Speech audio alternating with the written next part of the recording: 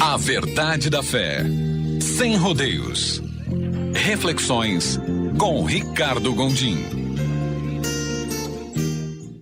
A Palestina, Jerusalém, Israel estão dominados pelo Império Romano.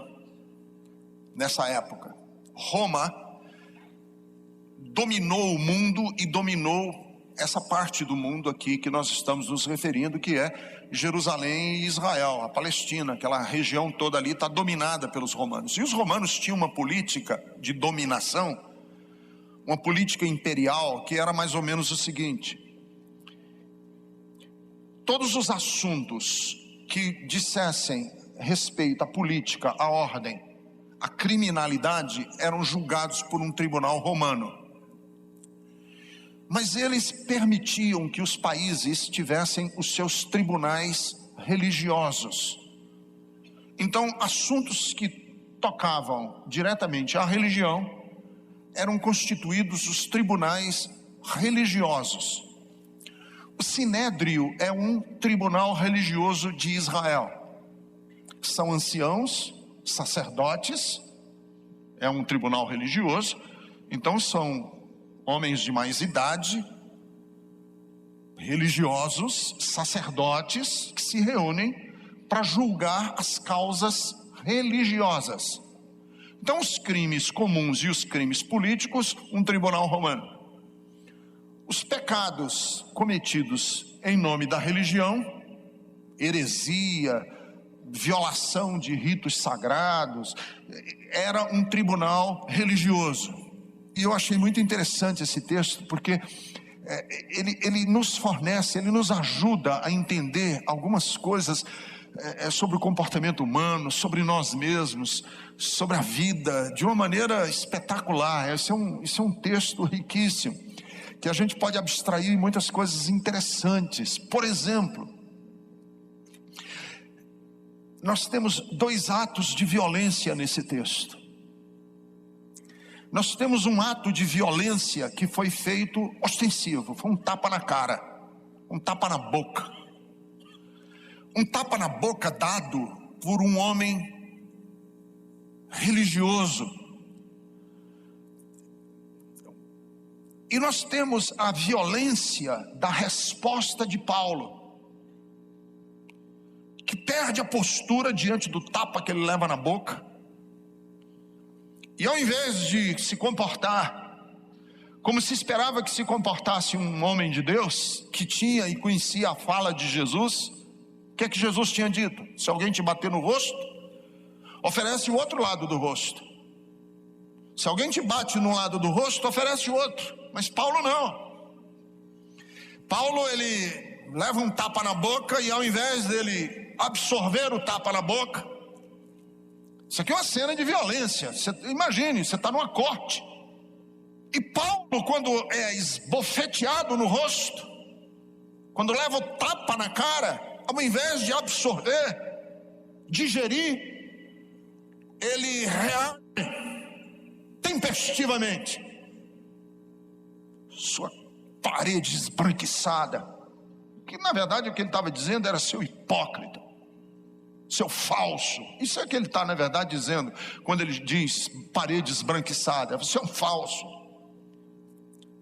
E aí ele é repreendido, e ele volta atrás e diz: olha, eu não sabia que era o sumo sacerdote.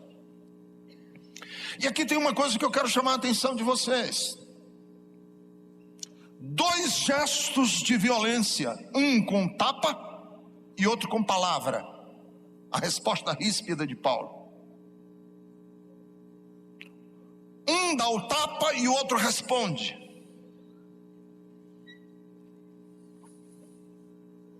Qual é o pior?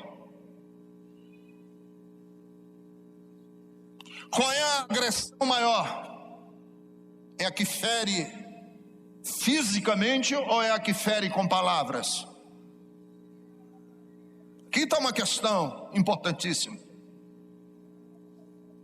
porque eu quero colocar como princípio para vocês o seguinte: que feridas provocadas tanto por palavras como por atos são danosas.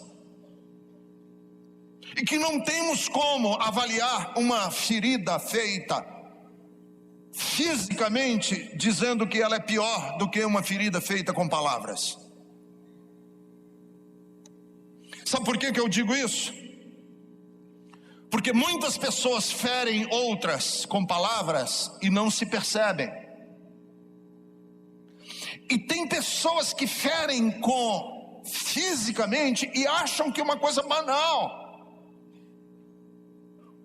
Uma violência física que gera uma reação de palavras também agressivas, mas é violência.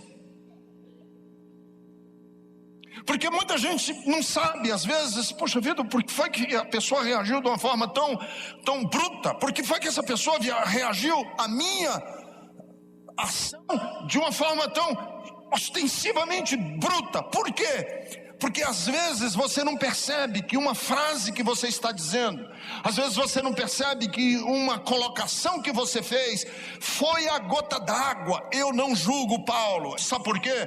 Quem vem acompanhando essa série de mensagens que eu estou pregando no livro de Atos, sabe, Paulo vem sofrendo sistematicamente, eles não dão trégua, é um atrás do outro, é um atrás do outro, é um atrás do outro, um persegue, outro bate, outro surra, outro tortura, e chega uma hora que a pessoa não aguenta mais.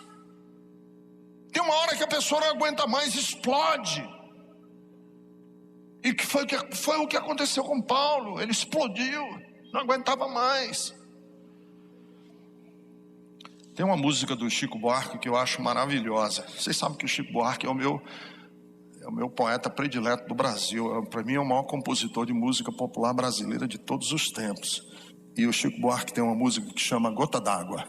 Ele diz assim: já lhe dei meu corpo, minha alegria, já estanquei meu sangue quando fervia. Olha a voz que me resta, olha a veia que salta, olha a gota que falta para o desfecho da festa. Por favor, deixe em paz meu coração, que ele é um pote até aqui de mágoa, e qualquer desatenção, faça não. Pode ser a gota d'água. Pode ser a gota d'água. Mulher, a Bíblia diz que a mulher rixosa é como a goteira que pinga. Você já sabe, e vocês já tiveram conhecimento da tortura chinesa, né? Tortura chinesa é um negócio cruel. Amarra a pessoa e deixa um pingo d'água caindo na testa da pessoa. Os primeiros pingos, o torturado diz assim: ó, isso é uma besteira, um pingo d'água na minha testa. Mas depois de 2 horas, 3 horas, 4 horas, aquele negócio pingando na testa, e pingando na testa, e pingando na testa, e pingando na testa, cada pingo passa a valer 1 tonelada. E a pessoa enlouquece. Tem gente que fica buzinando o ouvido do outro, e fica cutucando a ferida, e fica falando, e fica falando, e quando se instaura o clima, foi a gota d'água. Às vezes você diz assim: mas como foi que aconteceu isso? Foi uma gota d'água. Como foi que Paulo, homem de Deus, reagiu tão abruptamente a uma agressão? Foi a gota d'água que feriu, que magoou. E nós temos que tomar cuidado para nós não sermos geradores de violência, de não violentarmos as pessoas, de machucarmos as pessoas. Uma pessoa dá um tapa no rosto da outra, a outra revida com palavras, as palavras geram mais violência, e aí começa o ciclo vicioso da violência, que destrói o violentado e o violentador. Porque foi a gota d'água de humilhar a outra pessoa. E nas nossas relações a gente aprende, né? A gente aprende o que dói, o que machuca, o nervo exposto. A gente sabe mexer no nervo exposto. E a gente fica só cutucando o nervo exposto da outra pessoa. E aí quando o outro explode, a gente diz assim: mas que violência, como foi que nasceu tanta violência? Foi do nervo exposto que você não teve sensibilidade e você cutucou. E tem gente que gosta de manter esse ambiente, parece que tem um prazer sádico de manter um ambiente em que o outro está constantemente debaixo de submissão, de subjugar o outro, e aproveitando as falhas, jogando na cara coisas do passado. Aqui está, é importante a gente prestar atenção nisso, porque é um ambiente de violência que se instaura num concílio, pretensamente, grandes aspas para esse pretensamente de homens de Deus, que sai tapa, discussão, bate-boca. Olha que coisa horrorosa, num ambiente que era para ser um ambiente de ternura e de bondade, é um ambiente de rivalidade, de maldade. Casa da gente, que devia ser um lugar onde as pessoas se sentissem exaltadas, valorizadas, reverenciadas. Muitas vezes a casa da gente é o lugar que a gente nem quer viver. Deixa eu falar para vocês, homens, há uma violência calada. A violência não é às vezes só violência física de bater. Há a violência do descaso, há a violência de um silêncio dolorido, da humilhação. Há a violência que abre ranhuras na alma da pessoa. Há a violência de saber manter o outro dependente, submisso, anulado. Essa é a violência que a gente tem que não querer que exista na nossa vida, que não exista nas nossas concepções humanas. Aqui está Paulo, num ambiente que deveria ser um ambiente de amor. Pai, toma cuidado com a violência que você promove dentro de casa com seus filhos, não é a violência física. Mãe, toma cuidado com a violência que você está gerando dentro de casa com a sua filha, e não é a violência de bater, não, é outro tipo de violência, você violenta o outro. E aí quando o outro reage de lá para cá, e a gente toma susto e diz, mas o que foi que aconteceu? Por que foi que isso aconteceu? É porque foram anos e anos, e aconteceu porque foi a gota d'água. Olha a gota que falta para o desfecho da festa. Por favor, deixe em paz meu coração, que ele é um pote até aqui de mágoa, e qualquer desatenção, faça não. Pode ser a gota d'água. Pode ser a gota d'água. E a outra coisa interessante que eu acho no texto é essa habilidade, né, essa sagacidade de Paulo. Nesse ambiente religioso, interessante, é uma corte religiosa que vai julgar Paulo, e que quer julgar Paulo e quer matar Paulo, porque no capítulo anterior eles já tinham decidido que esse homem não merece viver. E aí Paulo sinistramente joga só uma sugestão. Olha, eu sou fariseu, e vocês estão me julgando por eu ser fariseu, porque acredito na ressurreição, acredito em anjo e acredito em espírito. E aí os saduceus, que não acreditavam nessas coisas, se levantaram contra os fariseus, e aí armou o maior barraco. Mas o barraco que se arma aqui agora é um barraco religioso, doutrinário, para discutir doutrina. Vejam bem, queridos, o ambiente é um ambiente de violência, é um ambiente horroroso, e ao invés deles atentarem, perceberem, acordarem de que aquilo é uma coisa doente, eles passam a discutir doutrina, teologia. Meu amigo, e aí, na discussão da doutrina e na discussão da teologia, abre-se o maior barraco. barraco que se tem notícia, que eles brigam, e eu imagino que saiu agora foi pontapé, porque o texto diz assim, que a discussão foi tão violenta, que o comandante teve medo de que eles fossem despedaçar Paulo. Olha em que nível chegou, mas chegou nesse nível, sabe por quê? Porque eles estão discutindo doutrina. E isso que eu acho interessante, que muitas vezes isso é que eu chamo de legalismo. Legalismo é esse amor exacerbado pelo pé da letra do texto, pela exatidão literal daquilo que está escrito, que se não for cumprido, deixa ir. Vocês estão pisando na bola no essencial. Vocês criaram um ambiente de hostilidade, um ambiente violento, e vocês estão querendo discutir doutrina, teologia. Pelo amor de Deus, me dá um tempo. Abandonaram Paulo e agora começam quebra-pau, porque eles estão querendo discutir doutrina. Eu digo, e às vezes eu assusto as pessoas, que eu digo assim, queridos, tudo é relativo. Aí as pessoas dizem, nossa, você é um relativista. Eu digo porque o único absoluto que nós temos na Bíblia é o amor. E o amor de Deus relativiza todas as coisas. Então, a gente acertar a doutrina aqui, nós estamos querendo absolutizar o relativo. E o Gouveia, o professor Ricardo Gouveia, meu xará, ele diz uma coisa muito certa. Ele diz, Ricardo, não tenha medo de ser relativista, desde que você esteja relativizando o que é relativizável. Não é verdade? Se é relativo, qual é o problema? O problema é que nós relativizamos o absoluto do amor,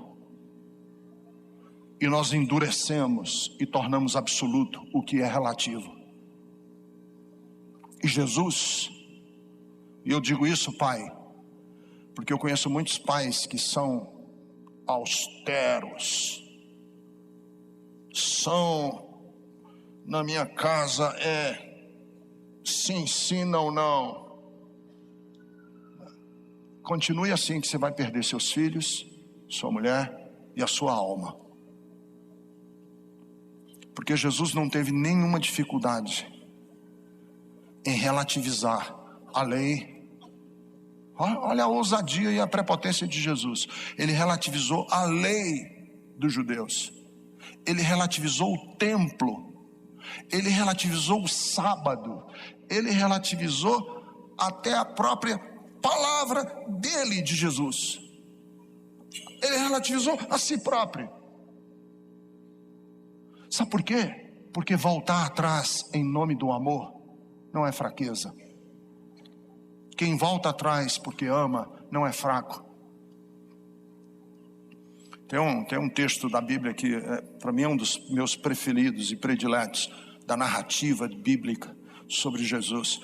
Como que Jesus mordeu a língua, mordeu a própria língua, voltou atrás, relativizou a sua fala em nome do amor. Por quê? Porque em nome do amor, se a lei manda a mulher ser apedrejada, entre salvar a vida dessa mulher e manter a lei, vamos salvar a vida. Entre salvar a vida dessa mulher para manter a lei, vamos salvar a vida. O que nós estamos aqui discutindo doutrina? Eu quero salvar a sua vida, eu quero salvar a sua casa, eu quero salvar o seu lar, eu quero salvar a sua alma.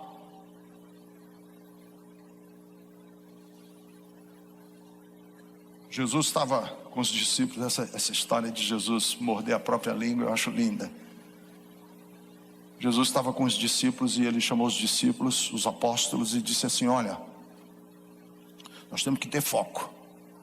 Quem aqui é de planejamento estratégico empresarial sabe exatamente o que Jesus estava querendo dizer. Nós temos que ter foco. Vocês estão proibidos de sair do foco. Nosso foco é a casa de Israel. Vocês não vão para gentios, vocês não vão falar para gentio, vocês se mantenham com os judeus. Vão manter o foco, porque a nossa missão é com a casa perdida de Israel. Entendeu, Paulo? Não, Paulo não. Entendeu, Pedro? Entendeu, Felipe? Entendeu, João? Não, sim, senhor, entendemos. Estou falando, vou repetir de novo. Vocês não vão para gentios. Vocês fiquem só com judeus. Para a gente não perder o foco. Tá, não, tudo bem, tudo bem, tudo bem. Aí Jesus está sentado numa mesa, fazendo uma refeição. E aparece uma mulher, Cirofenícia, cananeia. Não era judia, ela era gentílica. Aí ela diz: Senhor, eu tenho uma filha que está precisando muito, e eu estou desesperado e eu vim te pedir. Aí Jesus, claro, ele não podia voltar atrás. Ele tinha acabado de dizer: não atendam gentios. E a mulher chega e diz: mas eu tenho uma filha e eu estou precisando. Jesus disse: olha, mulher, para manter o discurso, né? Jesus disse: não, mulher, nossa missão é com a casa de Israel. Não é lícito pegar o pão da mesa dos filhos e dar aos cachorrinhos. Aí a mulher, olhando para ele, disse: Senhor, mas até os cachorrinhos comem das migalhas que caem da mesa dos filhos. Aí eu imagino, não está na Bíblia, eu imagino Jesus olhando para os discípulos dizendo: ô João, Mateus, sabe aquele negócio que eu disse ontem? Suspende. Nós temos que alcançar essa vida. Mas o Senhor falou. Desfalo. O Senhor disse, está desdito. Não, vamos alcançar essa vida.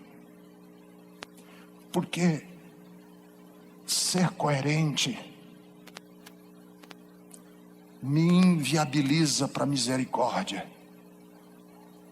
Os misericordiosos são incoerentes. Quem é coerente não consegue ser misericordioso. Aqui está um ambiente religioso discutindo doutrina. E eles discutem doutrina. Quando a gente lê o texto e percebe quão doente o ambiente era. Um ambiente adoecido. E eles estão discutindo doutrina.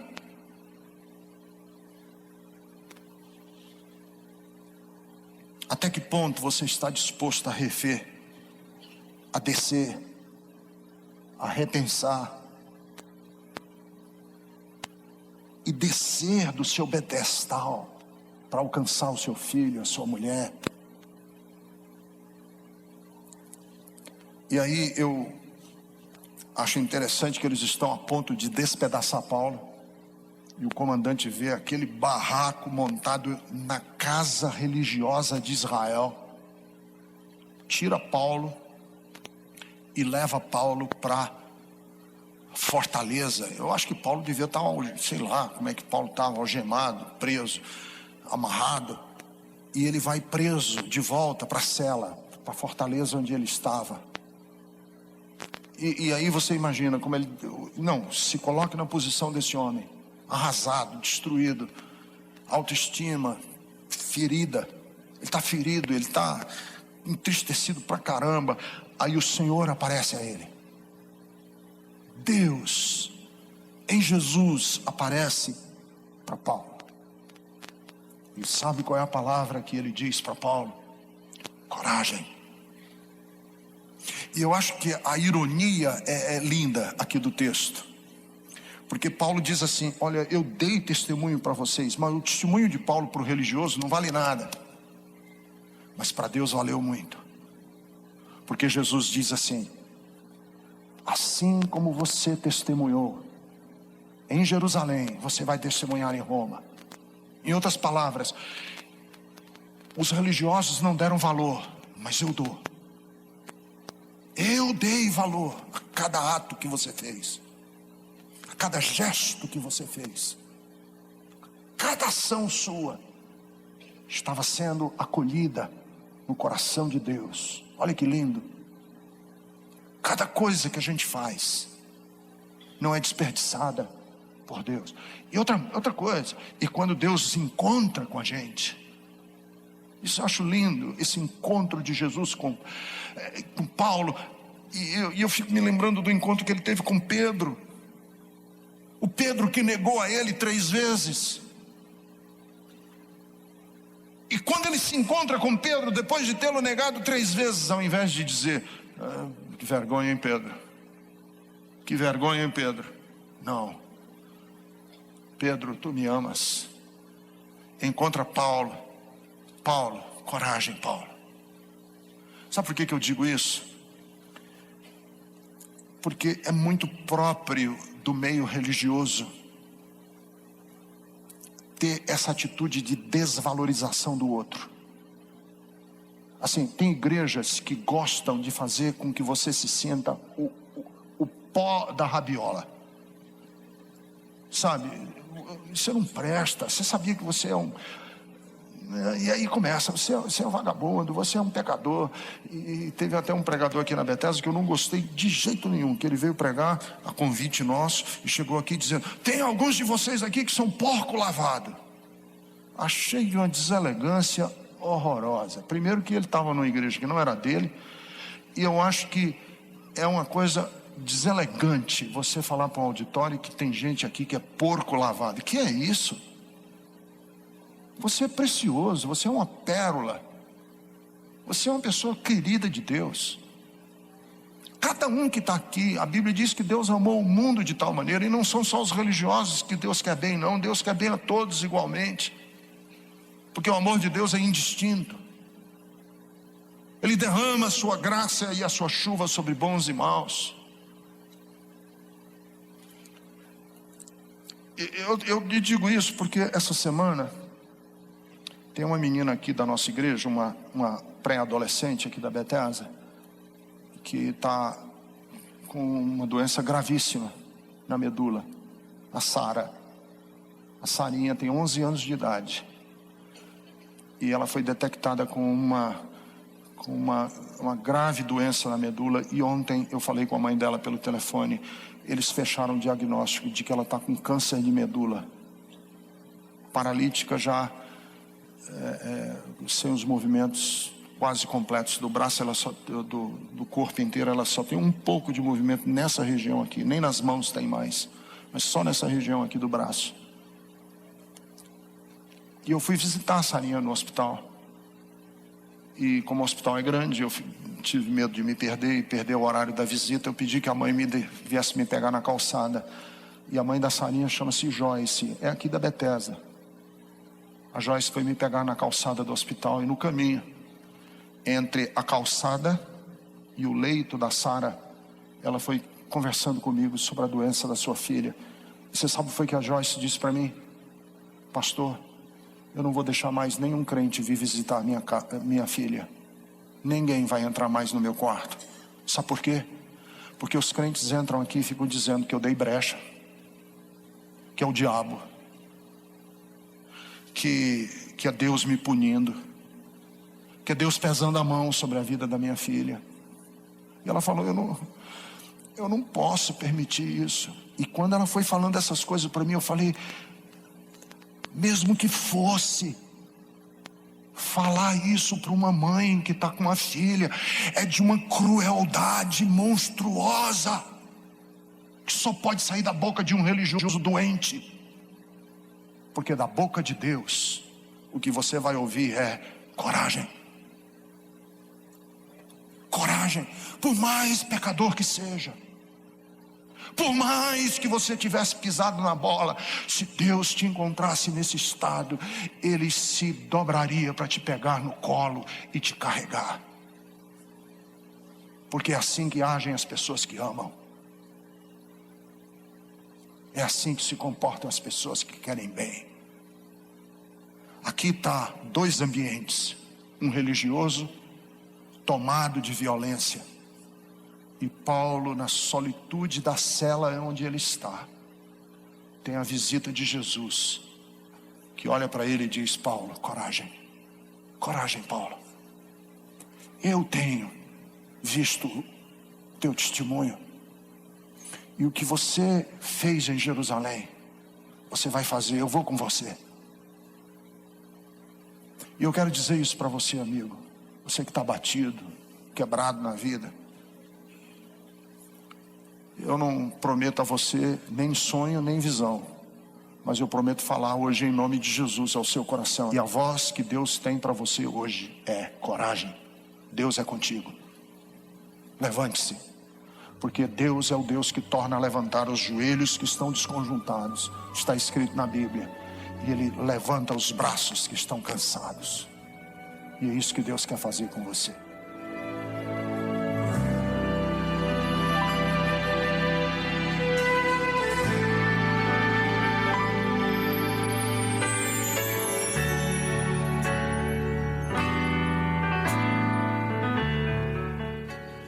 Pai bendito, ajuda-nos a termos sensibilidade a cada instante, a cada momento. E eu quero apresentar diante do Senhor essas pessoas cujo coração estão endurecidos, essas pessoas que precisam resgatar alguns valores do coração, no seu espírito, na sua alma, a renovarem a sua alma, pessoas que estão entristecidas, feridas, magoadas, machucadas, pessoas, Senhor, que estão resistentes. O Senhor possa ajudar, o Senhor possa socorrer através do seu Santo Espírito, em nome de Jesus. Amém.